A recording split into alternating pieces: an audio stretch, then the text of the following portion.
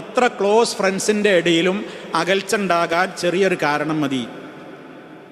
ചില ആളുകൾക്ക് ഒരു കാരണം ഉണ്ടാവില്ല കേട്ടോ. സൂക്ഷിക്കേണ്ട വേറൊരു കാര്യം ഞാൻ പറഞ്ഞുതരാം.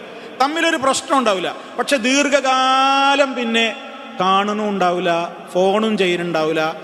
അങ്ങനെ അങ്ങനെ അങ്ങനെ അങ്ങനെ അങ്ങനെ ആയിട്ട് പിന്നെ ശൈത്താൻ എന്ത് പറയും, എന്താപ്പം അങ്ങനെ,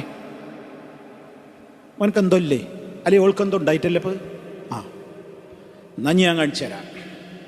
മനസ്സിലിങ്ങനെ ഇവൾക്ക് ഊഹം, ഇവന് ഊഹം, അപ്പുറത്ത് ഊഹം, ഇങ്ങനെ ഊഹിച്ചിട്ട് ഒരു പ്രശ്നമില്ലാത്ത ആളുകൾ കേട്ടോ, കുറേ കാലമായിട്ട് കാണുന്നില്ല, ഫോണുമില്ല, ബന്ധവുമില്ല, അങ്ങനെയാണ് പോയി കഴിഞ്ഞാൽ ശൈത്താൻ അകറ്റും, അങ്ങനെയാണ് പോകും. പിന്നെ അത് അവർക്കിടയിൽ ഇങ്ങനെ എന്താവും, ഒരകൽച്ചയായി രൂപാന്തരപ്പെടും. സൂക്ഷിക്കണം, ശ്രദ്ധിക്കണം. കുറേ കാലമായിട്ട് ബന്ധമൊന്നുമില്ലേ, എന്നാൽ നമ്മളായിട്ട് തുടങ്ങുക, എന്തപ്പം ഇങ്ങോട്ടൊന്നൊരു ബന്ധമില്ല, ഇപ്പം എനിക്കെന്തപ്പം അങ്ങോട്ടൊന്ന് ബന്ധപ്പെട്ടോളണമെന്ന്, അത് ശൈത്താൻ്റെ പരിപാടിയാണ്. ഈ തഹരീശ് ഉണ്ടാക്കല.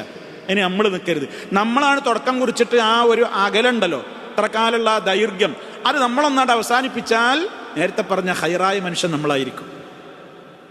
ഇപ്പം തഹരീശിനുണ്ടാക്കാൻ ശൈത്താൻ പല വഴികൾ നോക്കും, അതിൽ പെട്ടുപോകരുത്.